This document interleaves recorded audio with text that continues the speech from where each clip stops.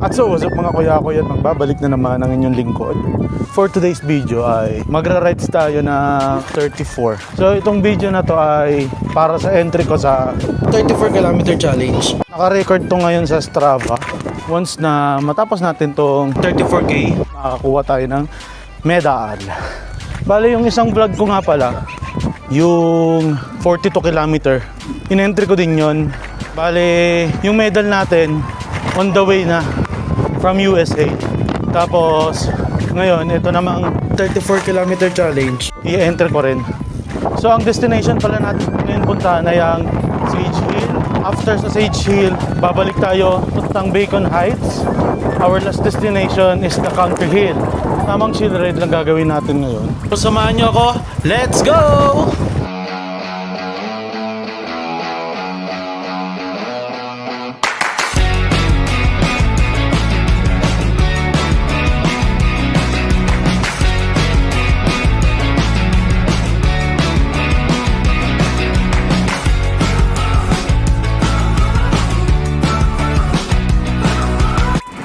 At so sa mga kuya-kuya, no, dapat magra-rides tayo papuntang downtown. Kaso pag check ko sa weather forecast ay maulan paghapon. Kaya napag-isip-isip ko na dito na lang natin gawin sa Sage Hill, Country Hill at Bacon Heights ang i-entry natin para sa 34 km virtual race.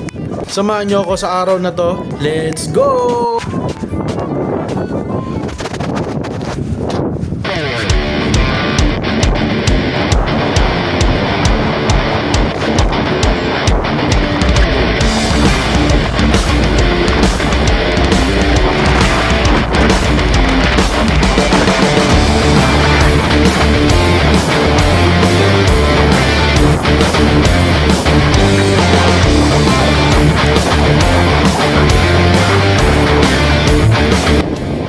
Ahon to.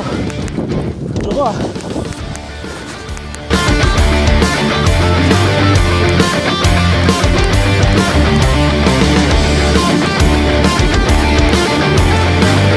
Ang sakit sa hita.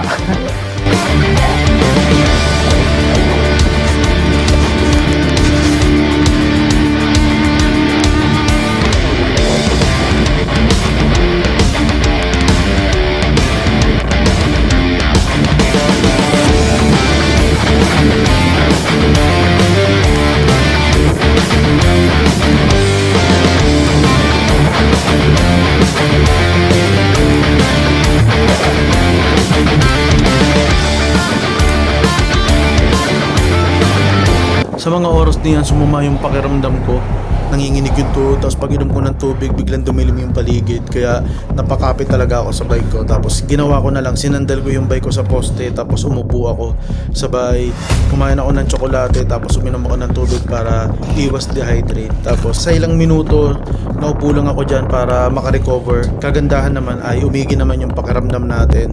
Dahil na rin siguro to sa biglang pagbago ng weather dito dahil tapos na nga yung winter. Imagine ninyo, 6 months na sobrang lamig dito tapos ngayong papasok yung summer biglang uminit. So bagong adjustment na naman talaga ng katawan natin para sa bagong weather.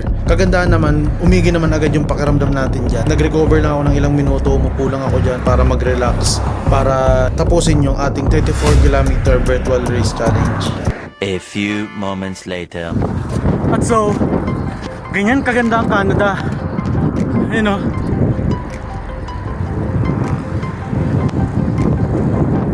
Nakikita nyo? Napakaganda. So, ikaw na pagod na magbike, pero ganito yung makikita mo, sisipagin ka talaga eh. Kagaya ko, kanina, nagdilim na paningin ko, pero iniisip ko, sayang yung sinimulan ko. Pag hindi ko tinapos, edi back to zero na naman. Kaya ginawa ko kanina, nagpahinga lang muna ako. Tapos, ayun, kumain ng chocolate. Sabay, balik sa pagpipidal. Tapos yan yung view. Diba? Sulit ang pagod.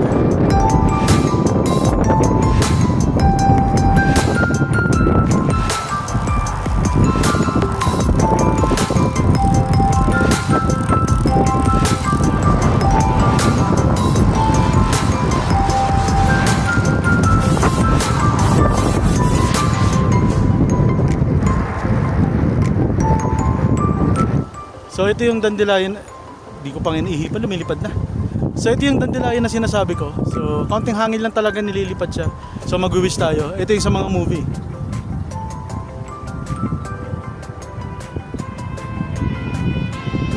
So ayun.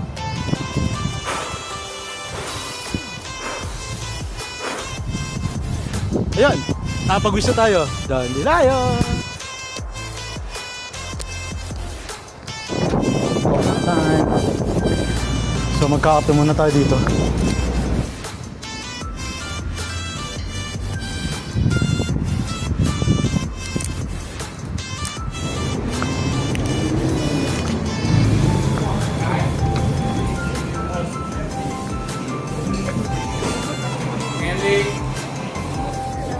Iced coffee.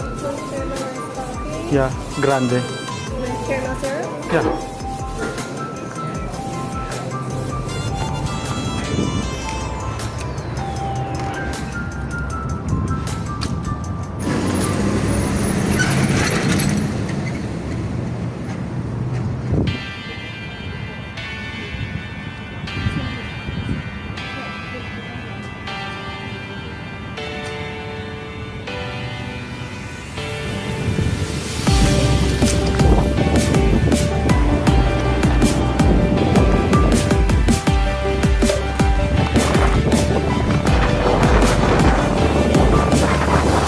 Ang ganda ng view dito. Imaginin mo nagbabike ka tapos puro bulaklak. Sarap sa mata. Nakakatanggal ng pagod. Alam ko na. Dito tayo mag-end ng vlog. Tigil muna tayo. At so what's up mga kuya ko, no? At dito ko natatapusin yung vlog kasi ang ganda ng view dito. 3 kilometers na lang, finish na natin yung race. Sana hindi kayo nagsasawa sa pagmumukha ko. Sabi ko nga wala akong content kung anong trip ko isasama ko kayo. Kung nasan ako isasama ko kayo. Kasama ko na naman yung CCM road bike ko. Sa mga kapareho ko cyclist dyan, ride safe. Kuya Koy, peace out.